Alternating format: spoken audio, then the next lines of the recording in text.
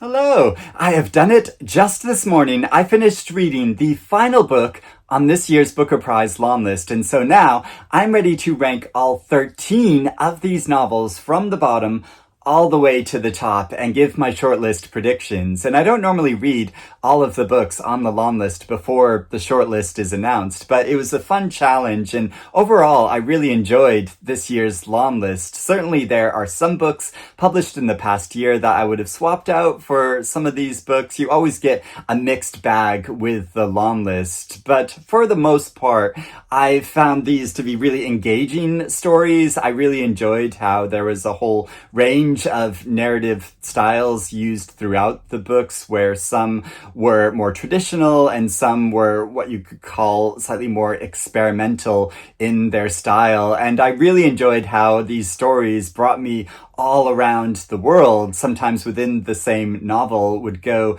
between many different countries and cultures, and I found that really fascinating. And even with some of the books that weren't personally for me, I've really enjoyed reading other readers' opinions about them. Sometimes they were the complete opposite of mine, and so I think it goes to show that so many different readers will have many different responses to the same novel. And so I'd really love to hear if you have been reading along with this year's long list, if you have any shortlist predictions, and if you've read the entire long list, if you want to give me your rankings, and it'll be really interesting to see how we might differ. But the shortlist is going to be announced very soon on Tuesday, September 23rd, and I will be very keen to see whether I'm right or very wrong in my predictions. So, starting off at the very bottom of the list would be for me One Boat by Jonathan Buckley. And as I explained in a video recently, this novel just really didn't work for me. There were elements in it that I appreciated, certain lines and ideas, but overall I found it a pretentious cluster of concepts, and I really didn't emotionally buy into these characters. I don't mind sort of highly intellectual novels, but if I don't believe the characters that I'm reading, then I can't feel invested in their story and the discussions that they're having. It just ends up feeling to me like a writer that's just sitting there imagining all of these conversations and characters as a kind of big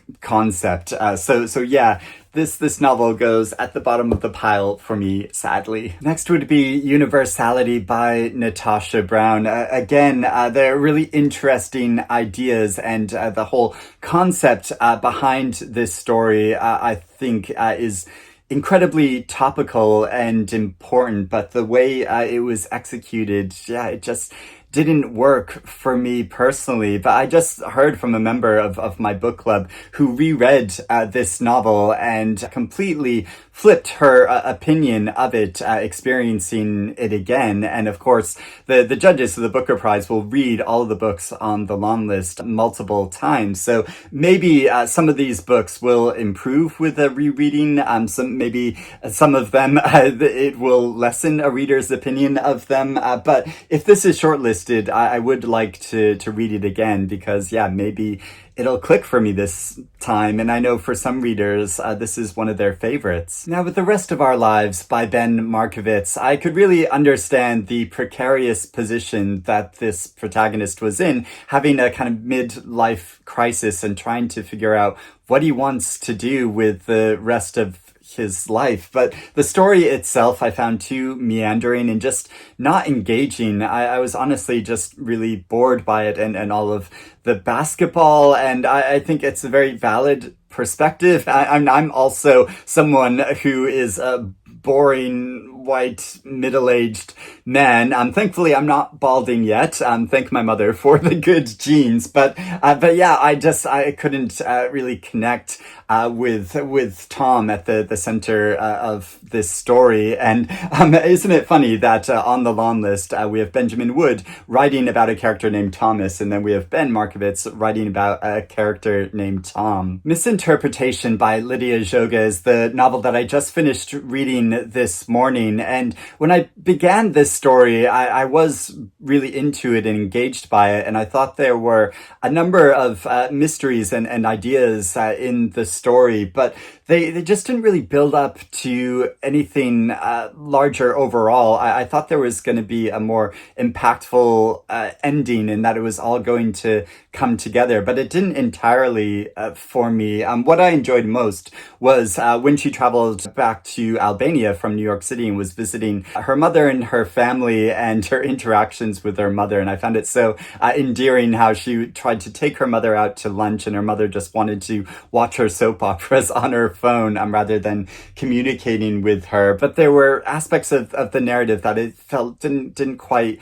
work, that were sort of awkward, that I had to go back and reread paragraphs a few times just to understand what was going on. I felt like the transition between what was happening in the present and her memories could have been slightly more smoothly handled. So yeah, I was glad to have read this. It's a really interesting perspective, but just didn't entirely work for me. Ooh, this might be a controversial choice because I know some readers love it, but next would be Audition by Katie Kitamura. Again, there are so many interesting ideas and how she structured this in the novel to give this kind of new view or different perspective on identity, or how our sense of self-consciousness and the way that we are perceived by others, how that functions in our interactions with our family and friends and community. And so yeah, I thought the concept of this was really strong, but again, it just felt like too much of a kind of intellectual exercise that I couldn't fully emotionally engage in it. And also I felt the ending was a bit weak and rushed to a dramatic conclusion. Now it gets quite difficult because I was fully engaged and I loved reading all of the rest of these books, but next on my list would be The Land in Winter by Andrew Miller, which is such an absorbing historical story, and I like how the narrative went to places that I wasn't expecting it to go, following the story of two couples. But I think partly this may suffer because I read this so long ago. I read this last winter, so it's more distant in my memory. So again, if this is shortlisted, I would like to reread it again. Love Forms by Claire Adam. And this novel really took me by surprise in how emotionally impactful I found it to be for what is quite a straightforward story. I think it really shows how having a very strong beginning and a very strong ending can make the overall impact of a story in a book that much greater, because all of the details in the middle, I felt like added to this building emotional sense and reckoning that this central character of Dawn was going through. And so yeah, I thought this was really beautifully done. So for the final 6 books, what would be my personal shortlist? There is The South by Tash Aw, and I just thought this novel was gorgeous in how it evoked this sense of the environment and the tensions within this family, but also the complicated way it looks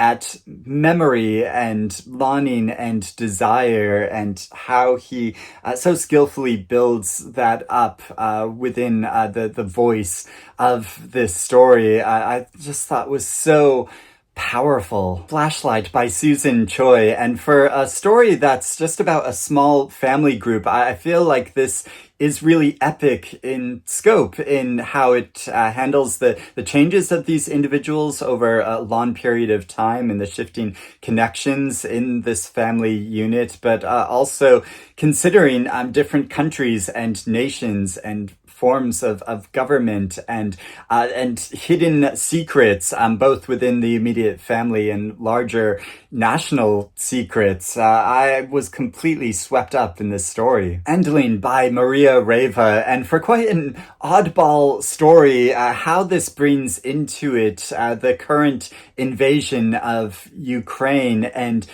in such a personal way, looking at a number of different dilemmas, from the personal to wider community, to the way that it is handled in the media. I thought this was so powerful and surprising. I never knew where this novel was going to go next, and I was continuously gripped by it. Flesh by David Szalay, and for a story that is quite simple on the surface and a protagonist who doesn't emote much at all, I felt like I got to know and understand so much about his desires and inner conflicts through just the smallest details of the dialogue and the way that certain scenes and different moments in his life were related. I felt like this gave me a really new view on masculinity and the way that a story can be told. The Loneliness of Sonia and Sunny by Kiran Desai, and this story is truly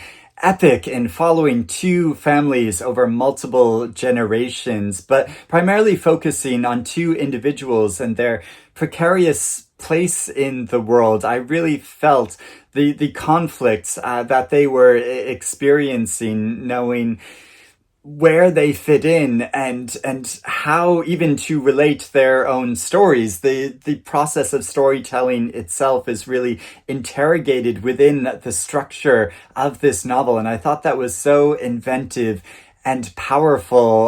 Not every aspect of this novel worked for me. There were parts of it that, just didn't really come together, but there are so many moments from this that stand out in my memory and stay with me, and I think it's overall an incredibly powerful book and an impressive feat. And that means my number one from the long list is Seascraper by Benjamin Wood, and I just feel like this is a perfectly crafted novel. It's a story that is so atmospheric, and how it draws the reader into the interior life of this young man who's stuck in this precarious position, working so hard, who feels such a sense of loneliness, but this inner budding creativity, and how that is explored in such a surprising way over the course of the story, how this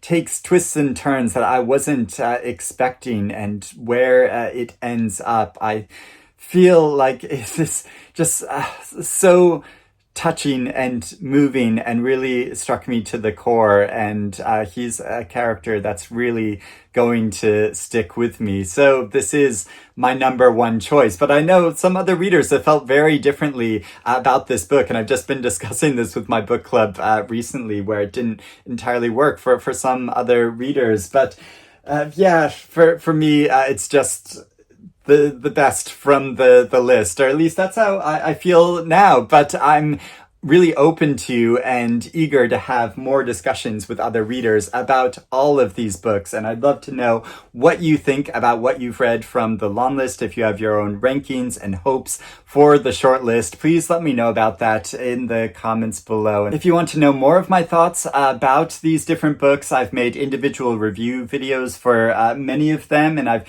even interviewed a couple of authors, so I'll put links to that in the description below. I'm looking forward to keeping the conversation going and to finding out what is on the official shortlist when it is announced next week. But I hope you're doing well and reading good things, and I will speak to you again soon. Bye-bye.